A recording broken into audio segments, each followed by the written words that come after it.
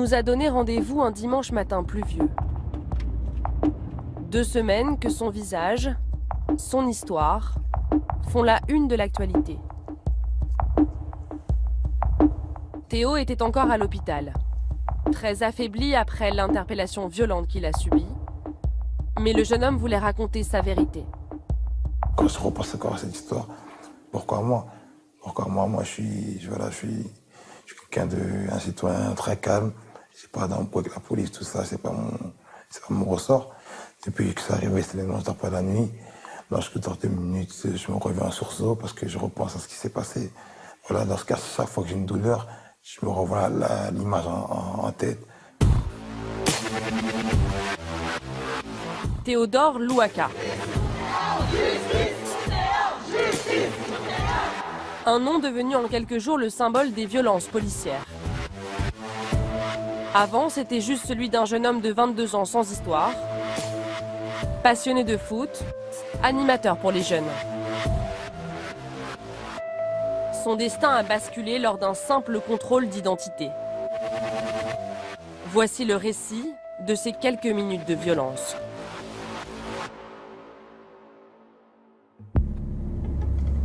À Aulnay-sous-Bois, on l'appelle les 3000. Un surnom que cette cité doit à son grand nombre de logements. L'affaire Théo commence sur cette dalle, le repère des jeunes du quartier. Nous sommes le jeudi 2 février, il est 16h45. Yanis, 22 ans, est l'un des rares témoins des faits. Ce jour-là, il discutait avec quelques amis quand Théo les a rejoints. Sous couvert d'anonymat, il raconte pour la toute première fois cet après-midi banal qui a dégénéré. C'est ce que toute la cité va faire. Nous, on était ici. Okay. On était ici, on était rassemblés, on n'était pas beaucoup, on était quoi, 5-6. On était rassemblés ici et voilà, Théo il est venu, il nous a dit bonjour. Après, au moment où il nous a dit bonjour, arrivé ce moment-là, dès qu'il avait fini de nous dire bonjour un par un, il allait partir et c'est là où on a vu le policier venir ici. Alors il y a des policiers qui vont arriver de là-bas. Un policier qui arrive d'ici. Et deux. Et ensuite un autre policier qui arrive du côté gauche là-bas. Okay. En fait, ils nous ont encerclés. 4 policiers de la brigade spécialisée de terrain, ici en bleu, s'avancent pour les contrôler. Selon les agents, les jeunes auraient crié pour prévenir des dealers de l'arrivée de la police. Dès le début, les versions divergent. Ils sont arrivés, ils étaient déjà agressifs. Le policier avait déjà il avait sa matraque dans les mains. Les autres policiers arrivaient de l'escalier directement. Tout le monde contre le mur. Mettez-vous contre le mur, c'est un contrôle. Selon Théo, l'atmosphère se tend très rapidement. En général, moi, quand ça arrive, ces choses-là, comme la police ne me connaît pas, je peux partir et il n'y a pas de souci. Et là, ils ont vu d'être très agressifs. Un policier aurait alors bousculé l'un d'entre eux. Maintenant, il parle au plus jeune d'entre nous. Il doit avoir quel âge? 16 ans, je crois. Quelque chose comme ça. Il lui dit c'est toi qui as crié pour alerter quand on est venu. Le jeune, il lui dit non, j'ai pas crié. Là, le policier, il lui met une baffe directement. Théo s'interpose. Voilà, moi, je tire le jeune. Et je lui dis, mais pourquoi vous faites ça, monsieur? Ça va venimer les choses. Ça sert à rien de faire ça. Et là, c'est le collègue du policier qui avait la vie derrière, qui s'approche de moi et qui commence à me dire que tu vas faire quoi? Tu vas faire quoi? Et là, le policier m'assème d'un coup. Lorsqu'il m'a assommé du premier coup, et tout le monde a commencé à courir. Les plus jeunes s'échappent.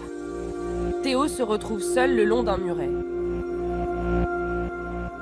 Les policiers décident de l'interpeller. Selon Maître Rouillet, l'avocat de l'un des agents, le jeune homme s'est montré brutal dès le début du contrôle. Théo est d'ailleurs lui aussi poursuivi pour violence.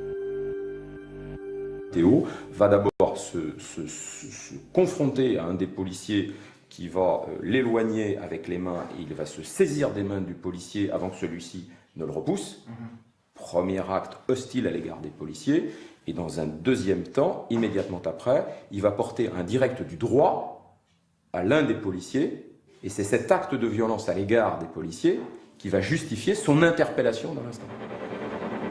La situation dégénère, les coups pleuvent des deux côtés, jusqu'à un geste d'une extrême violence. Il y avait un policier qui était un peu plus loin, celui qui s'occupait de dégager tous les autres, avec des gaz lacrymogènes, des petites bombes et tout ça.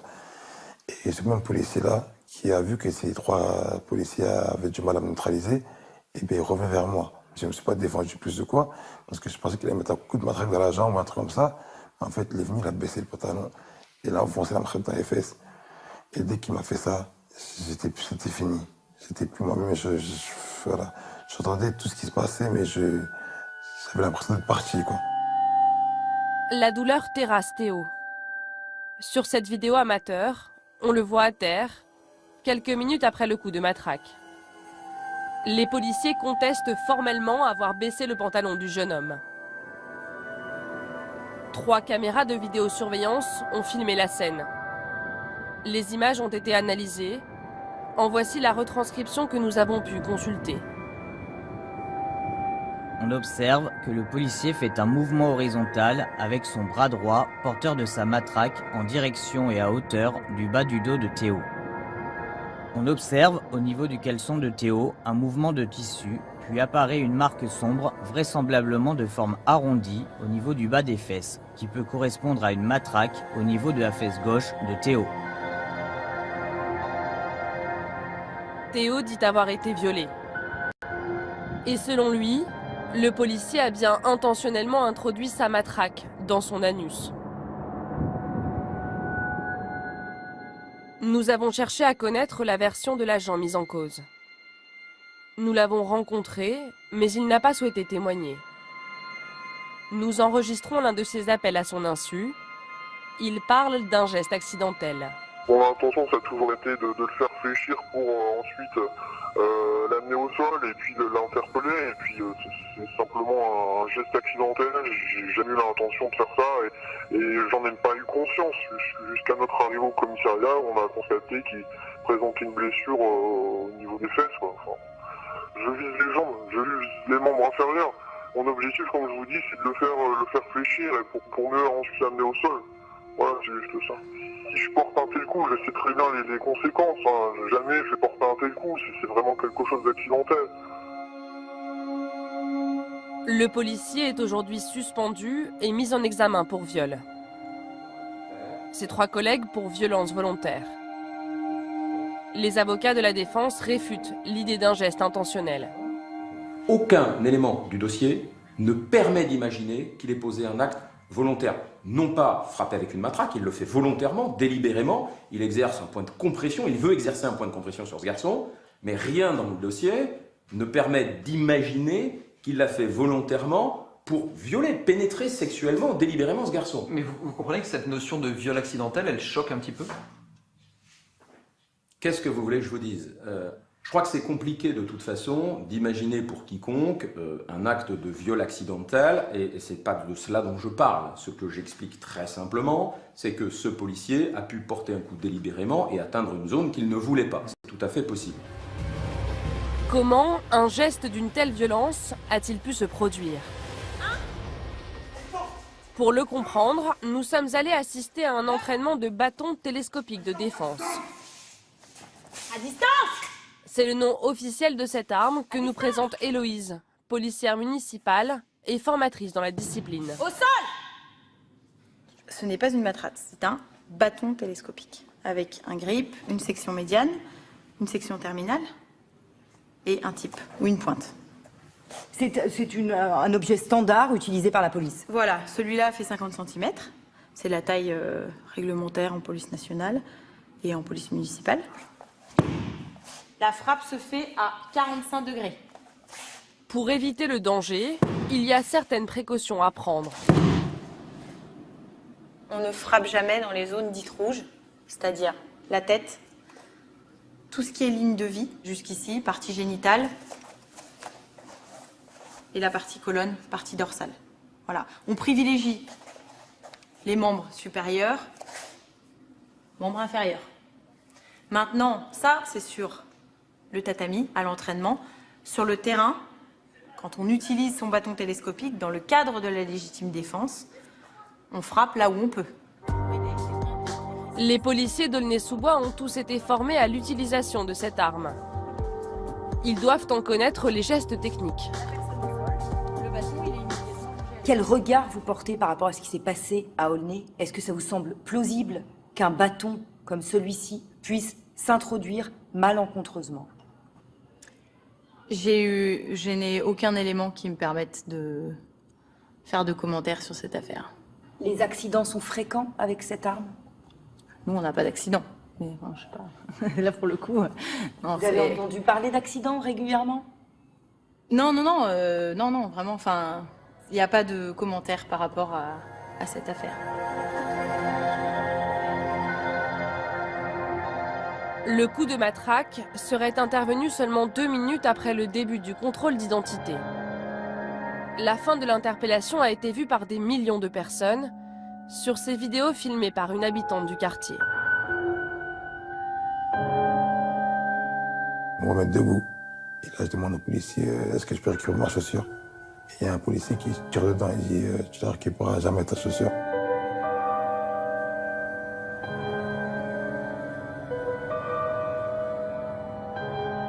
Et là, il me ramène dans la voiture. Le jeune homme est embarqué dans la voiture de police. L'intervention aura duré en tout 7 minutes. Les policiers amènent ensuite Théo au commissariat pour le placer en garde à vue. Sur le trajet, il l'aurait insulté sans s'inquiéter de son état. Donc dans la voiture, moi je suis complètement vasieux. Tout de suite au coup, je me prends dans les fesses, je ne sais pas ce qui se passe. J'ai une douleur atroce que j'avais jamais eu auparavant. Et là, il y a un policier qui dit en se moquant, oh, mais je crois qu'il saigne du fion. Et il rigole, hein, il se moque de moi, tout ça. Et il y en a celui qui m'a même mis le coup de marteau dans les fesses. Il met des coups dans la tête et il dit, voilà, tu as voulu jouer héros. Et aujourd'hui, voilà, recommenté avec en disant plein d'insultes. Et là, il me dit, voilà, espèce de gros bambou là, hein, c'est un nègre, tu vois comment t'es, mais non. Les policiers disent n'avoir proféré aucune injure raciste, ni remarqué la gravité des blessures. C'est seulement au commissariat qu'un autre agent prend la mesure de la situation. Ils me disent, assieds-toi ici. Je leur ai dit, je peux pas m'asseoir. J'ai trop mal aux fesses, j'arrive pas à m'asseoir. Et là, il y a un policier qui était là-bas. C'était un collègue à eux qui était déjà là-bas. Il dit, mais il peut pas s'asseoir. Et là, ils disent, ah, il fait du cinéma. Là, il va s'asseoir. Et ce policier, il dit, non, il peut pas s'asseoir. Écoute, si t'arrives pas à t'asseoir, au moins, allonge-toi par terre. Et qu'on puisse t'approcher au banc. Et là, je crois que j'allais mourir pour de vrai. Et c'est même policier d'ailleurs, que je tiens à remercier, hein, qui était là-bas, sur place là-bas. Il disait, écoute, ça va aller, on va appeler SAMU, on va tout faire pour que tu sois hospitalisé, tout ça. Il est emmené d'urgence à l'hôpital. Rapidement, le bruit court dans la cité. Théo a été arrêté. L'un des jeunes témoins se charge de prévenir ses proches. Le jeune homme habite toujours l'appartement familial dans lequel il a grandi. Avec sa mère Marie-Louise, son père Prosper et ses 7 frères et sœurs.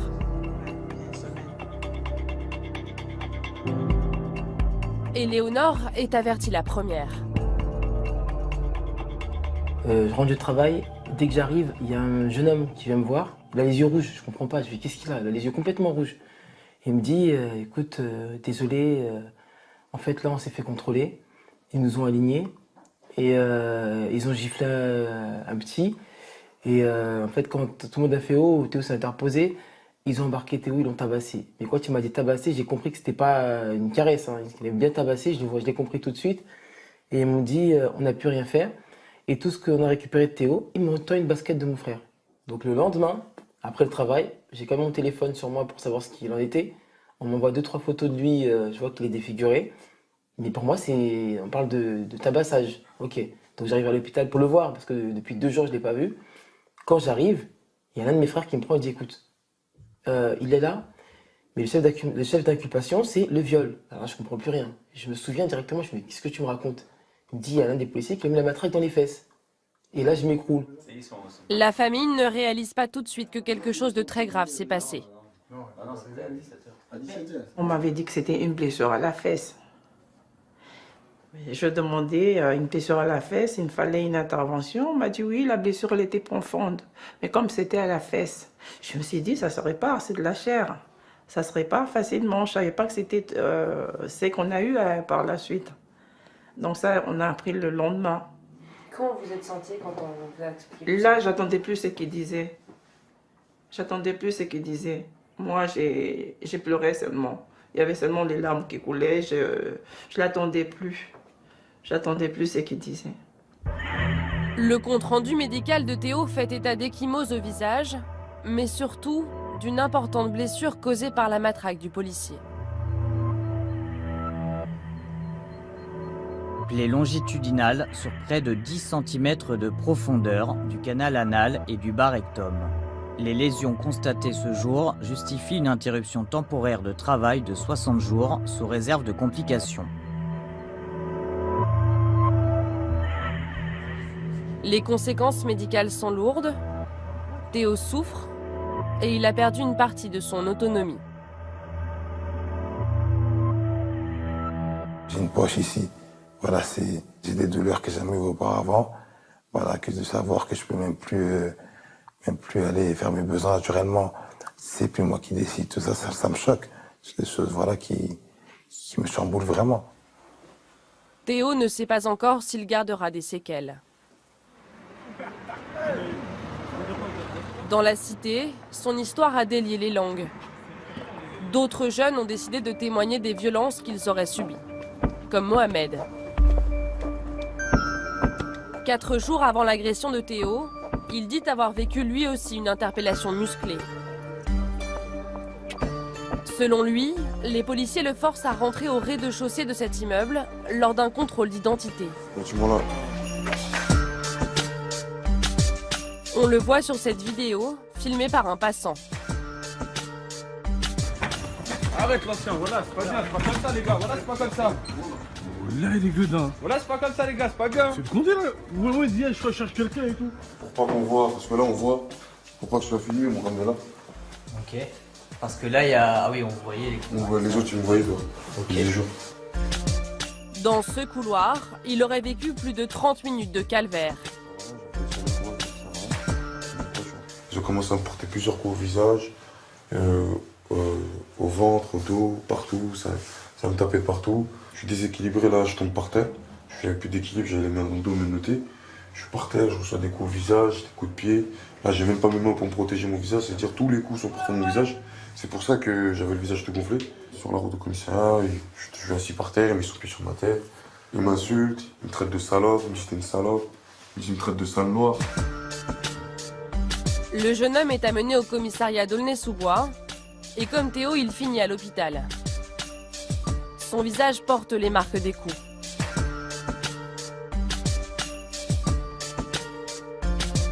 Le certificat médical fait état de nombreuses ecchymoses, partout sur le corps de Mohamed.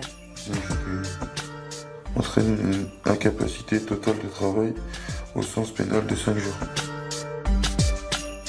Selon Mohamed, 3 de ces policiers seraient aussi ceux qui ont interpellé Théo, dont l'auteur du coup de matraque. Tous sont issus de la fameuse BST, la brigade spécialisée de terrain. Comment ils sont décrits, les policiers de la BST? On sait que déjà les policiers de la BST, eux, quand ils viennent, c'est pas pour t'embarquer. C'est pas pour t'embarquer comme ça. Tu sais déjà que tu vas passer un sale quart d'heure avant d'arriver en garde à vue.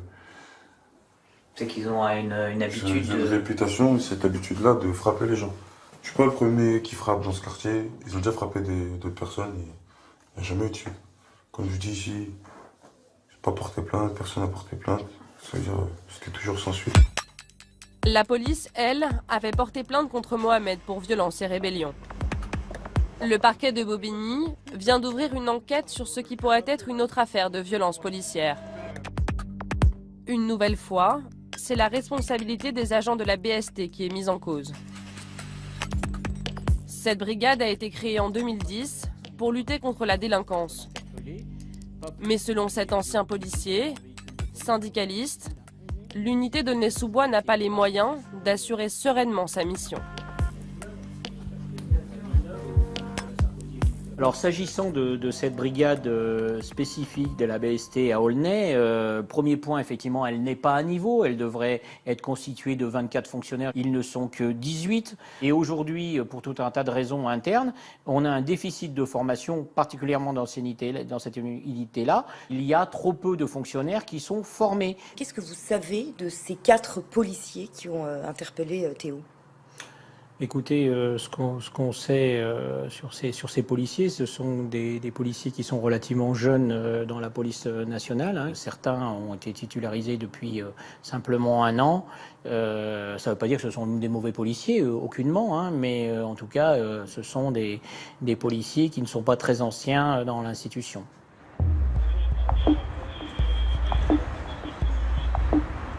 Ces 4 policiers ont cristallisé la défiance des habitants des quartiers envers la police.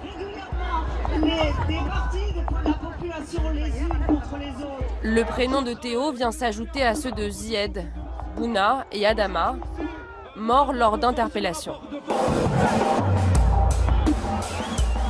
Les mouvements de protestation se multiplient comme celui-ci samedi dernier à Bobigny. Mais le souhait de la famille de Théo, c'est apaiser, éviter les généralités sur les policiers. La protection du peuple, c'est la police. Mais si dans la police, il y a ces gens-là, ces individus comme ça dedans, mais la police n'est pas la police. Quand la police arrive, il faut que les gens se sentent en sécurité. Il ne faut pas, quand on voit la police, les gens commencent à trembler. Alors c'est plus la police. Nous, on habite le mauvais côté. On est des banlieusards. C'est la banlieue avec l'étiquette collée dessus. Ah. Mon fils peut ne pas être un voyou, mais il habite Aulnay-sous-Bois. Et c'est quoi Aulnay-sous-Bois? C'est de la racaille. Et nous, on est de quoi? On est de rien du tout. Et ça, moi, je ne supporte pas. Pour Johan, le beau-frère, c'est tout le travail des éducateurs dans les quartiers qui est remis en cause. Celui de Théo notamment. Vous avez un éducateur qui apprend à des jeunes de 8 ans à 16 ans des valeurs de respect, des valeurs de citoyenneté, à respecter l'uniforme. Pour finir violé à 22 ans devant tout le monde, qu'est-ce qu'on va répondre à notre jeunesse demain? Qu'est-ce qu'on dit à notre jeunesse à ce moment-là? C'est là la question aujourd'hui. Une jeunesse des quartiers en colère et des rassemblements qui dégénèrent.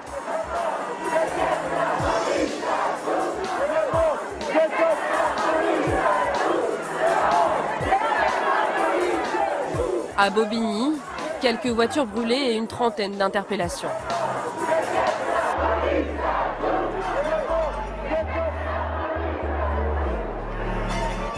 L'affaire Théo dépasse aujourd'hui le jeune homme.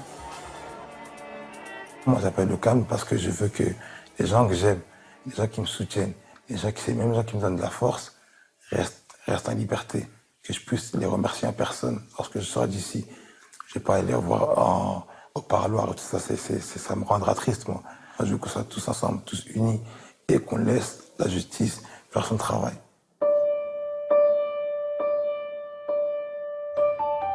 Théo est sorti aujourd'hui de l'hôpital.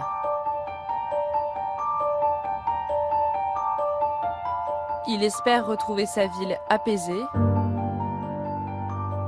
et ce qu'il peut de sa vie d'avant.